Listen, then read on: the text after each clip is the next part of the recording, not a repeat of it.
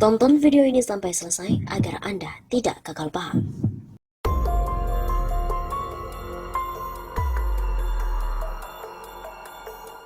Saat ini sudah 6.625 triliun rupiah utang Indonesia diprediksi akan naik lagi 41%. Kepala Badan Kebijakan Fiskal Febrio Kacaribu memperkirakan bahwa utang pemerintah Indonesia berpotensi kembali naik menjadi 41% dari produk domestik bruto atau PDB Indonesia.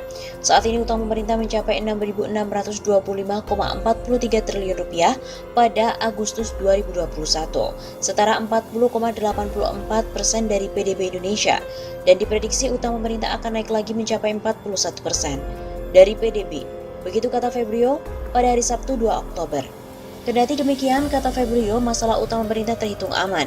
Menurutnya, utang mungkin akan naik ke 41% dan 42%, tetapi setelah itu fiskal defisit pada level 3% akan membuat level utang tidak akan naik lagi. Kita tahu kita butuh, tapi tidak ugal-ugalan. Kita jaga benar, kita hitung benar berapa yang dibutuhkan untuk menjaga stabilitas perekonomian. Selain itu, Febrio juga memastikan pihaknya akan menekan defisit fiskal sebesar 3% pada tahun 2023. Adapun hingga Agustus 2021, posisi defisit fiskal berada pada angka 2,32% dari PDB.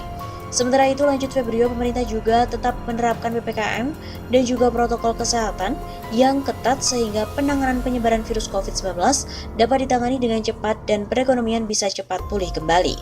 Mulai dari pemerintah, aparat, sampai dengan masyarakat bahu-membahu menurunkan COVID-19 sangat cepat, dan ini luar biasa pencapaian yang kita dapatkan sebagai bangsa.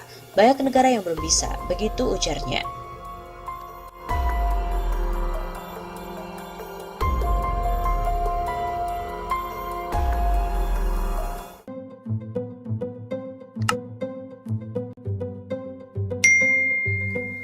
Perkirakan utang negara tahun 2022 tembus 8.100 triliun rupiah. Apakah masih ada harapan terlepas dari jeratan tersebut? Utang pemerintah Presiden Joko Widodo pada awal masa jabatannya, yakni tahun 2014, sudah berada di kisaran 2.600 triliun rupiah. Mantan Sekretaris Kementerian BUMN Said Didu menyampaikan, di tahun 2021 atau pada periode kedua Jokowi menjabat, diperkirakan hutang negara pada posisi 7.200 triliun rupiah. Kemudian di tahun 2022 diperkirakan menjadi sekitar 8.100 triliun rupiah dan akan terus bertambah. Lalu apakah masih ada harapan terlepas dari jeratan hutang itu?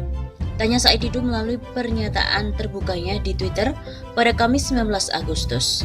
Dikutip dari APBN kita yang secara rutin dirilis oleh Kementerian Keuangan, posisi hutang pemerintah Indonesia per akhir April 2021 kemarin tercatat sebesar 6.527,29 triliun rupiah.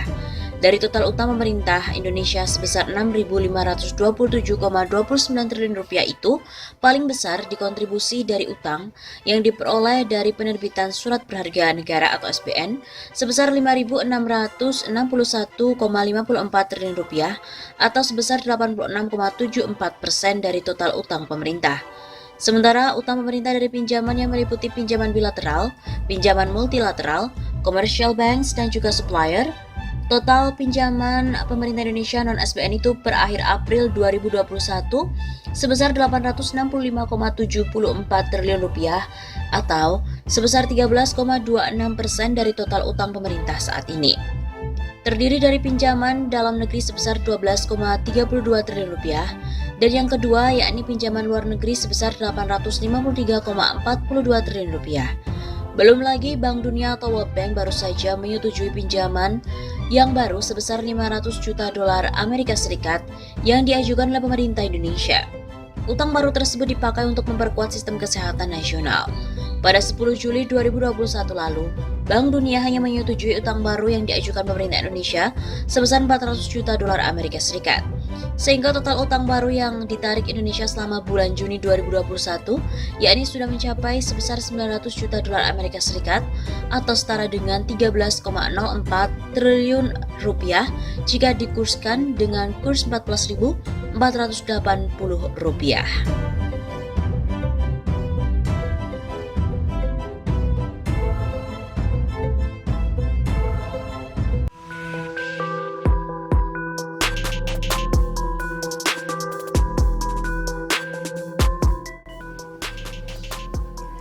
Utang pemerintah tahun 2022 bayar 443 triliun tambah baru sebesar 991 triliun rupiah. Anggaran pendapatan dan belanja negara APBN 2022 diperkirakan masih akan mengalami defisit hingga 868 triliun rupiah atau 4,85% dari produk domestik bruto atau PDB. Ini akan menjadi tambahan dari nominal utang Indonesia yakni mencapai sekitar 6.000 triliun rupiah. Kementerian Keuangan akan menerbitkan surat berharga negara atau SBN neto sebesar 991,3 triliun rupiah pada tahun depan untuk menutup defisit anggaran pendapatan dan belanja negara atau APBN. Secara bruto, SBN yang diterbitkan adalah 1.300,1 triliun rupiah. Pada rinciannya, SBN bruto juga meliputi penerbitan domestik reguler akan memakan porsi terbesar, yaitu sebanyak 78-83%. Selanjutnya SBN valuta asing 11-14% dan SBN retail 6,8 sampai dengan 8%. DJPRR memiliki strategi itu dalam penarikan utang, yaitu oportunistik dengan merealisasikan penerbitan lebih besar pada pasar kondisi dengan pasar yang memungkinkan.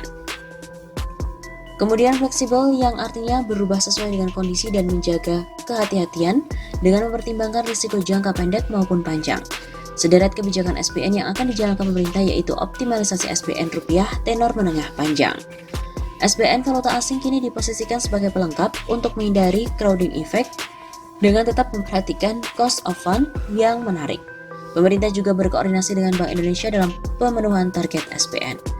Akan tetapi seiring dengan meningkatnya penarikan utang bisa dikurangi.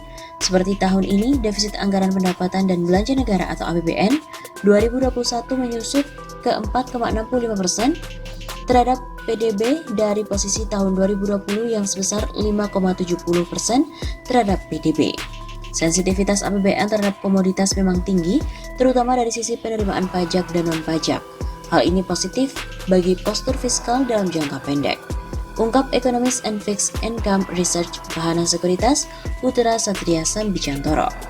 Setidaknya, sebagian dari PNBP ditopang oleh sektor migas. Kemudian ada 30% industri ekspor juga dipengaruhi oleh harga komoditas batu bara, minyak kelapa sawit dan juga nikel. Pemerintah juga harus menyelesaikan kewajiban utang jatuh tempo pada tahun 2022 sebesar 443,8 triliun rupiah. Secara nominal memang terlihat sangat besar, akan tetapi pemerintah yakin kewajiban itu bisa diselesaikan.